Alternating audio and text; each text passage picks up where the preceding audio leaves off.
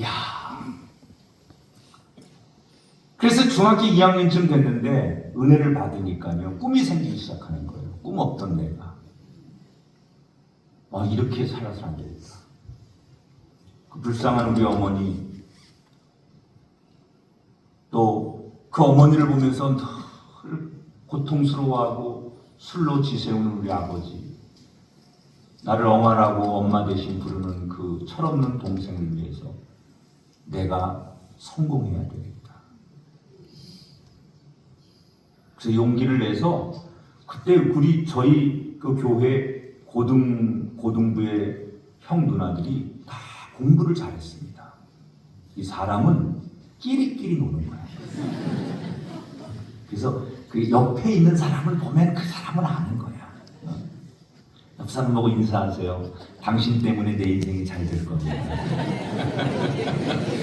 아예 또 뭐 그렇다고 그렇게 또 진지하게. 제가 용기를 냈어요. 정말 반에서 공부 다 1, 2등하고 전교 1, 2등하는 그런 선배들이 많이 있어서 제가 용기를 내서 저 공부를 하고 싶은데 공부 좀 가르쳐 주시면 안 돼요?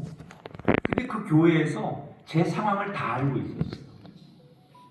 제가 어떤 상황이고 어떤 과정을 거쳤는지 다 알고 있으니까 아마도 다 그런 마음에 제가 기특했든지 그 고등부 형들이나 누나들이 자기들이 모여가지고 회의를 해가지고 월요일부터 토요일까지 교회 식당에서 저를 1대1로 과목별로 과외를 시켜주기로 한 거예요. 1대1로 반에서 1등하는 사람들이 과목별로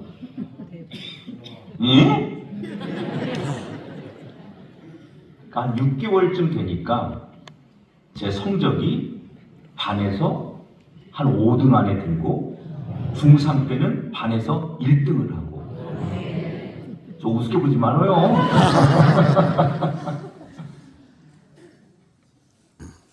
그래서 정말 꿈이 생기기 시작했어요. 공부를 잘해서 좋은 고등학교를 가고 또 고등학교에서 열심히 공부해서 좋은 대학을 가서 우리 어머니를 기쁘게 해드려야 되겠다. 불쌍한 우리 어머니 웃게 해드려야 되겠다. 내가 잘 돼서 동생도 보란 듯이 이렇게 해야 되겠다. 정말 열심히 공부하고 새벽에 일어나서 신문도 배달하고 저녁 때도 학생이지만 알바도 하고 방학 때는 어천에서 오징어 떠다가 팔고 또 배추 갖다 팔고 학생 때 그럼 교인들이 기특하니까 다 사주는 거예요.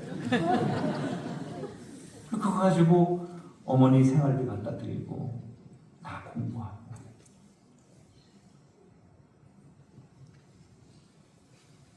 근데 하나님이 저를 놓지 않으시는 거예요. 계속 목사님들을 통해서 기도하시는 분을 통해서 너는 하나님이 주의 종되라 하시니 신학했으면 좋겠다. 근데 그게 들리는데 귀로만 들리지 마음으로 안 들리는 거예요. 왜냐하면 내 형편이 너무 상황이 절박하니까 그게 맞는 얘기인데 그럴 수 없는 거예요. 그래서 귀로는 들리는데 마음으로 동의가 안 돼요. 그래서 결국 신학대학을 안 가고 일반 대학을 갔어요. 그리고 중간에 군대를 갔다 오자 하고 군대를 갔는데 계속 하나님 참 끈덕져요. 내가 안 한다고 그러면 하나님도 그냥 알았다 그러면 되는데 군대까지 와가지고 군대에서도 괴롭히는 거예요. 군대에서 그 군목 목사님을 통해서도 또 상담을 하게 하시고 군목 목사님이 너는 신학을 해야 될 아이가 같다. 그래서 또 거기서도 그러고 심지어 제가 그 여단장이라고 하는 그 부대의 그 윗분을 모시는 당번병이라고 하는데 비서지요 일종의 거기에서 근무를 했는데 신앙이 없는 그 지휘관이 나를 볼 때마다 자네는 꼭 목사하면 좋을 사람이 이러는 거예요. 자기 신앙 하나도 없어. 그리고 날 보면 꼭 그렇게 얘기를 해. 그 참 희한한 거예요. 너무 괴로운 거예요, 사람이. 하도 그러니까. 그래서 제가 제대하자마자 이게 명분을 쌓아야 되겠다, 하나님 앞에. 내가 이렇게 했는데도 이 길이 맞는 것 같습니다라는 명분을 쌓아야겠다는 생각이 들어서 오살리 금식기도원에 들어갔어요. 그리고 열흘간 금식을 했어요. 제대하자마자 그 다음날에 기도원에 들어가서 금식하면서 제 욕심은 이렇게까지 금식하고 열심히 했는데 내 마음이 그쪽이 아니니까 계속 내가 공부하던 거에서 성공하겠습니다. 그걸 명분을 쌓으려고 기도하러 간 거예요. 그런데 기도원에서 그 목사님들이 시간 나와서 설교하는데 다 나더라고 하는 설교가 돼요. 그리고 계속 하나님이 저한테 은혜를 부어주시는 거예요. 결국 제가 손을 들고 마지막 울면서 하나님, 주님이 원하시면 제가 그 길 가겠습니다. 다시 그해 다시 시험을 봐서 감리교 신학대학에 입학을 했어요. 그리고 제가 안산에 개척을 한 거예요. 졸업을 하고. 안산은 안 산다 그러면 사는 데가 안산이에요. 근데 그곳에 제가 전화번호 하나 아는 사람이 없어요. 그냥 정말 하늘에서 낙하산에 딱 던져가지고 떨어뜨려 놓은 데가 안산이에요. 그냥 정말 내가 어디다가 개척을 해야 될까? 오류동 교회가 있으니까 안 되고 도대체 어디로 가야 되나? 뭐 이러다가 어떻게 안산까지 가서 그 공단 도시에서 교회를 개척했는데 누구 하나 아는 사람 없고 지하 45평을 얻어서 조그만 예배당을 꾸미고 거기 옆에 이렇게 한쪽에 칸막이를 해놓고 저희 돌 지난 아이와 저희 아내하고 셋이서 간이 침대 하나 놓고서 그렇게 사는 거예요. 그게 제 첫 개척이었어요.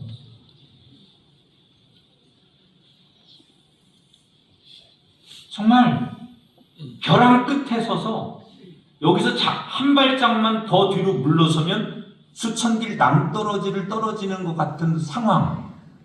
그래서 정말 그 개척을 하고 완전히 미쳤습니다. 그냥 새벽부터 저녁까지 온통 제 머릿속에 어떻게 하면 전도하고 어떻게 하면 충만한 은혜를 내가 유지하고 어떻게 하면 설교를 능력 있게 할 수 있을까? 완전히 정말 24시간 내내 제 머릿속에는 온통 그 생각밖에 없는 거예요. 교회, 뭐 전도, 뭐 막 그냥 막 그런 거밖에 없는 거예요. 그러니까 사람이 완전히 미치는 거예요. 사람만 보면 다 저 사람이 우리 교인 될 것 같고 완전히 그렇게 하니까 그 개척교회에 교인이 1명, 2명, 10명, 20명, 30명 아멘 할 때까지 계속 교인이 들어오고 있어요. 감독님도 그러지만 저희 때는 서리 전도사를 거쳐서 3년의 준회원을 거치면서 안수를 받았어요. 그때는 제가 안수를 받는 해 95년도에 안수를 받는데요. 한 70명이 안수를 받았습니다. 그런데 그 70명 가운데는 아버지가 유명한 목사님 아들도 있고 큰 교회 뭐 출신도 있고 다양한 뭐 장로님 아들 있고 그럴 거 아니에요? 근데 그 중에 부모님이 예수를 전혀 그때까지 저희 부모님이 예수를 안 믿는 거예요. 제가 목사 안수 받는 데까지도. 저희 어머니가 내가 목사 안수 받는다 그러니까는 기절을 하시더라고요. 제가 신학을 하겠다고 했더니 그 어머니의 인생 속에 큰아들이 자랑이고 큰아들이 희망이고 큰아들이 정말 어떻게 보면 그 어머니 남은 인생의 전부라고 생각했는데 내가 다니던 대학 그만두고 신학을 한다고 하니까 믿음 없는 우리 어머니 입장에서는 완전히 눈이 뒤집어지시는 거예요. 근데 놀라운 사실은요. 안수를 받기 전날 밤 제가 가장 긴 밤을 보낸 거예요. 내일이면 내가 드디어 목사가 되는 거예요. 근데 그 감동과 남들에게는 그냥 기쁜 날일 수 있지만 저에게는 그렇지 않았어요. 내가 목사가 된다는 거.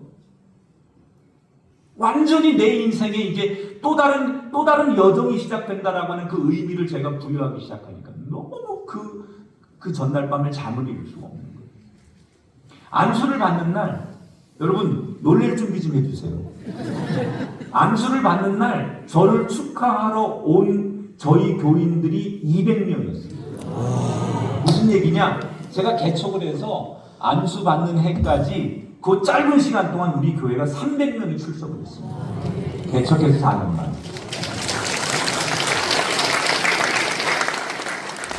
전도사인데 제가요, 정말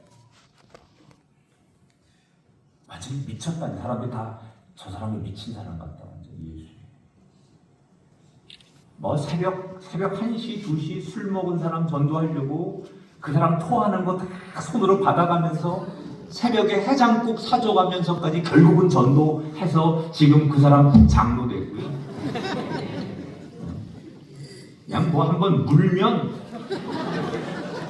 어떻게든지 네가 죽든지 내가 살든지 난 죽기 싫으니까. 그래서 아직은 뭐 별 사람 다 전도해서.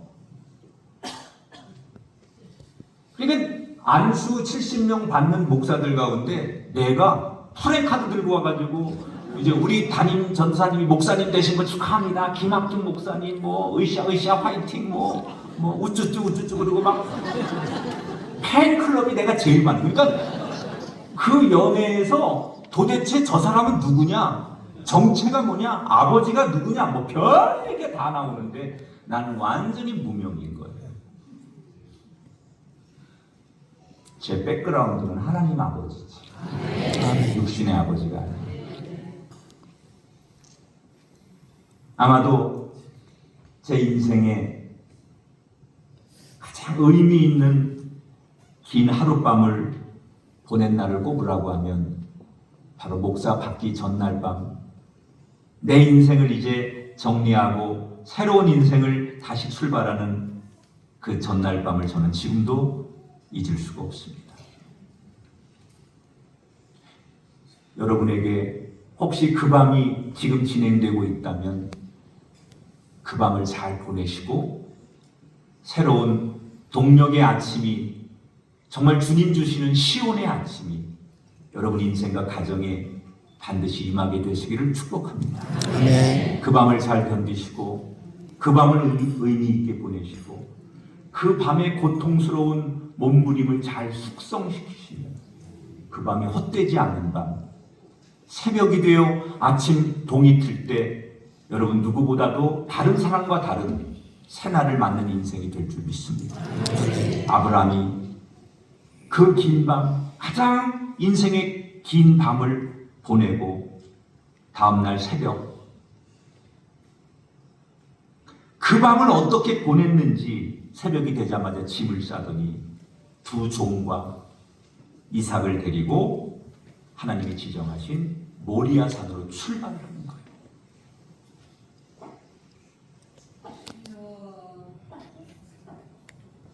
3일 만에 모리아 산 어디에 도착한 아브라함이 거기서 종들을 너희들 여기까지만 여기서 기다려라. 이건 뭘 의미할까요? 앞으로 일어날 일에 대해서 하나님께 순종의 방해가 되는 것들을 미리 제거하는 거예요. 우리도 이런 지혜가 좀 필요한 것 같아요. 뻔히 알면서 이것 때문에 우리가 하나님께 순종하는데 방해가 되는 걸 알면서 그걸 계속 쥐고 간다든지 그걸 데리고 가는 인생은 사실은 알면서 불순종하는 거죠.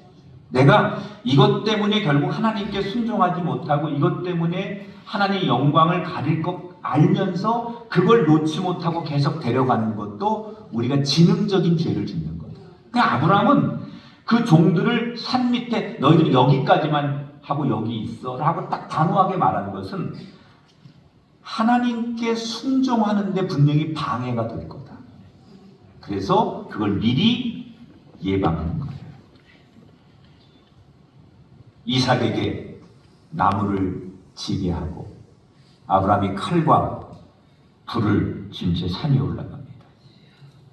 그런데 그 산 위에 올라가는 동안 침묵이 흐르는 거예요. 이삭도 뭔가 눈치를 챘는지 이상하니까 3일 내내 오면서 아무 말도 하지 않고 얼굴에 표정 변화가 없는 아버지를 보면서 아버지 몇 번 부르고 말을 걸었지만 아버지가 혼이 나간 사람처럼 제대로 대답도 못하고 자기 눈도 쳐다보지 못하는 그 아버지를 보면서 이삭은 이상하다. 점점 뭔가를 느끼기 시작하는 거예요. 그리고 종들이 없는 부자지간에 산을 오르는데 아무 말이 없는 고요한 정막과 긴장감이 팽팽하게 흐르는데 그 긴장감을 깨고 아들 이삭이 아빠, 여기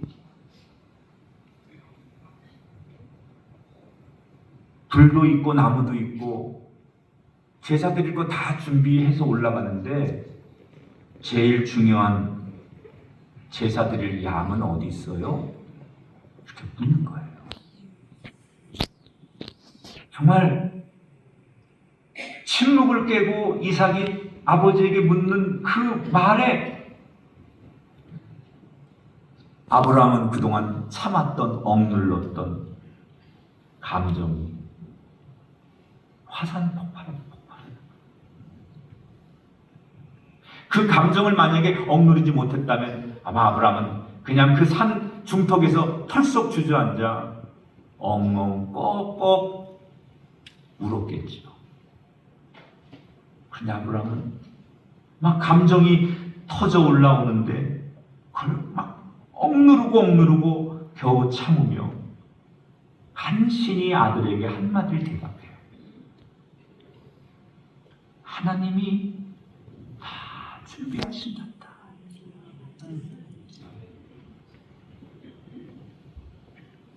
여러분, 저는 부모된 저나 여러분이 내 자녀들에게 살다 보면 내 자녀들이 인생에 가장 정말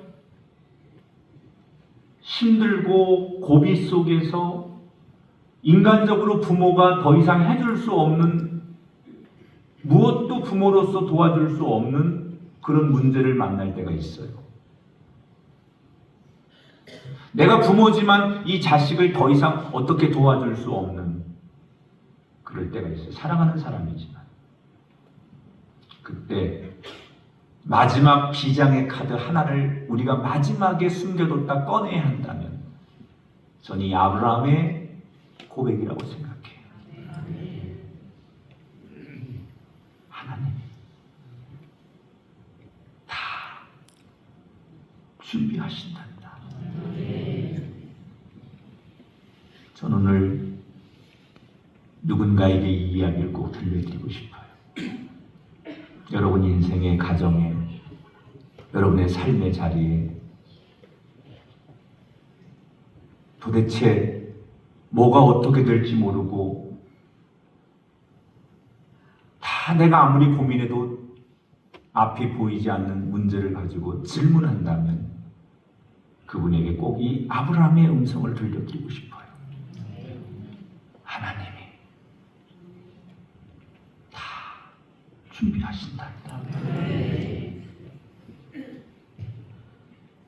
그리고 다시 침묵이 흘러 산 정상에 올라 말없이 아브라함은 아들의 이삭을 밧줄로 묶고 그 밑에 나무를 깔고 마치 제단 위에 양이 누워있는 것처럼 이삭을 눕힙니다. 그리고 눈을 감고 아브라함은 차마 쳐다볼 수 없어. 눈을 감고 제단 위로 칼을 높이 듭니다.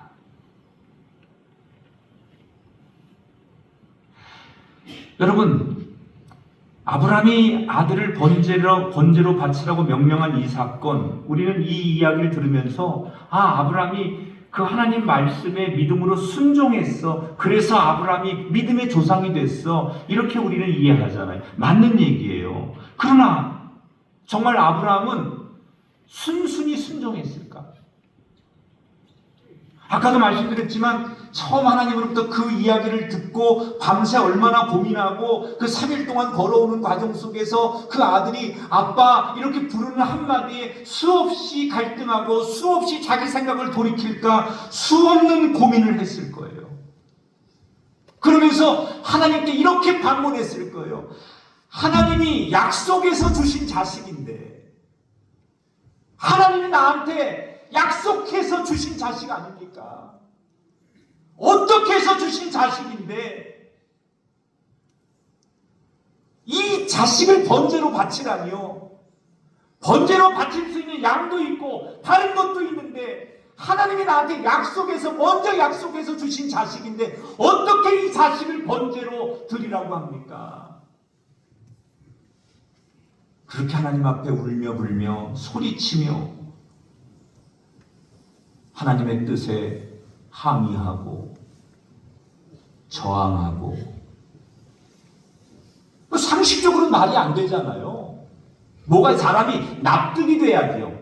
응?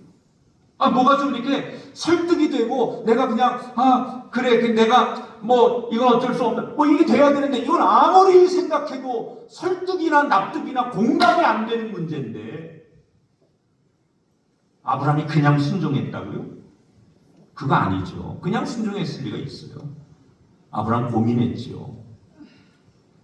하나님 뜻대로 하는 게 맞는 건가? 아니면 이 아들을 드리는 게 맞는 걸까? 그 두 가지의 길을 놓고 얼마나 많은 생각과 부딪힘과 순간순간 기도와 그 내면의 유혹을 이겨내고 얼마나 많은 생각을 했겠어요. 여러분, 우리 그리스도인에게 이 시간이 필요한 거예요. 하나님은 우리가 한 번에 순종하는 것을 기다리시는 게 아니라요. 어쩌면 그 3일 동안 모리아 산으로 오는 과정 속에 하나님이 이게 말이 됩니까?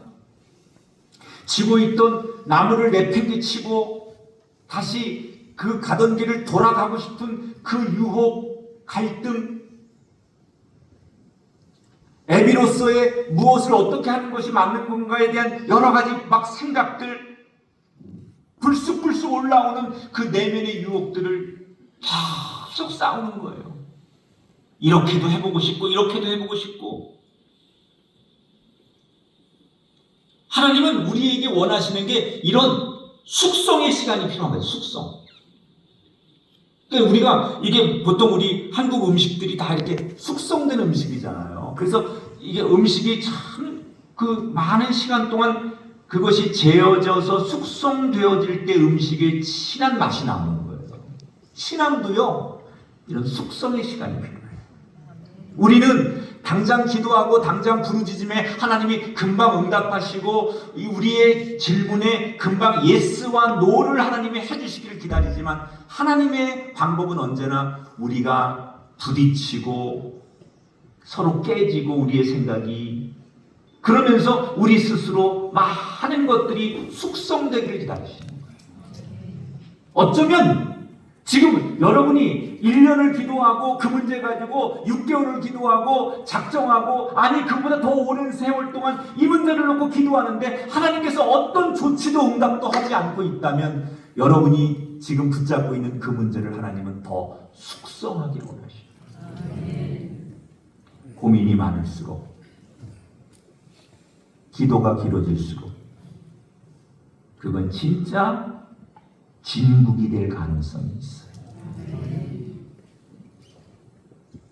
말씀대로 하는 것과 이삭을 살리는 것 중에 뭐가 맞는 걸까?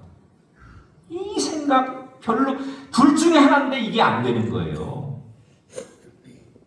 그런데 이 생각이 드는 거예요. 어떻게 해야 될지 답이 안 나오는데 가만히 지난날 내가 지금까지 살아온 인생을 되돌아보니 하나님께서 말씀한 대로 내가 그때는 이해가 되지 않았는데, 가나안을 네 본토 친척 집을 떠나서 가나안으로 가라고 할 때 다 모든 것 버리고 가라고 할 때 그때도 말이 안 됐는데 말씀대로 했더니 그때는 당장은 엄청난 손해를 보는 것 같지만 나중에 길게 보니 하나님 말씀이 맞더라. 이런 일이 아브라함에게 가만히 자기의 삶의 여정을 복귀해 보니 다 결국은 말씀이 이기고 결국은 말씀대로 되고 결국은 말씀이 자신의 생각을 앞서는 것을 경험하는 거예요. 그래서 그리스도인에게는요, 이 체험이 없는 신앙은 결정적인 순간에 하나님의 뜻 앞에 무릎 꿇고 복종하지 못하게 만들어요.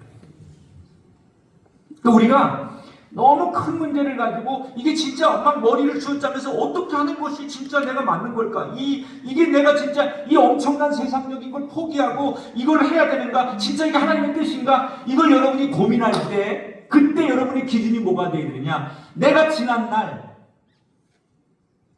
하나님이 나에게 말씀대로 원하시고 말씀해 주신 대로 됐느냐 안 됐느냐, 내가 그것이 경험이 있느냐 없느냐가 내 인생을 살아가면서 너무 중요한 결정의 분기점 속에서 결정할 근거의 힘이 되더라는 거예요. 제가 목사가 되면서 그런 거 아니겠습니까? 그 비참한 내 삶에 먹이시고 입히시고 하나님이 아니었으면 제가 사람 됐겠습니까? 하나님이 아니었으면 제가 어떻게 살았을 것 같아요? 입이 있으면 얘기 좀 해봐요. 무슨 지금 친구의 시간도 아닌데. 아니 여러분 생각해봐요. 아, 저 목사님이 하나님 아니었으면 어떤 사람이 됐을까? 제가 아주 뭐 이렇게 윤리적으로 나쁜 사람은 안 됐겠지만 정말 욕심 많은 세상 사람, 그 내 인생의 내가 살아온 한이 있잖아, 한. 그 내가 사랑받지 못한 열등감, 이런 것들을, 그 욕구를 풀어내기 위한 욕망과 출세와 성공과 저는 틀림없이 그렇게 살았을 거예요. 세상 사람들이 말하는 성공을 했을 거예요. 제 성격상 호락호락하진 않았을 거예요. 그러나 그 내면의 기쁨 없는, 그걸 유지하려고 막 그 벼락 끝에서 이거 안 놓으려고 오늘도 온 힘을 다해 그거 붙들고 이것만이 전부인 줄 아는 그 비참한 인생이 됐었을 거예요. 제가 기도원 마지막 날 금식하면서 하나님이 내게 주셨던 큰 은혜 중에 하나가 내가 너를 먹이고 너를 입히고 너의 불쌍한 너의 엄마도 내가 보호하고 여기까지 왔다.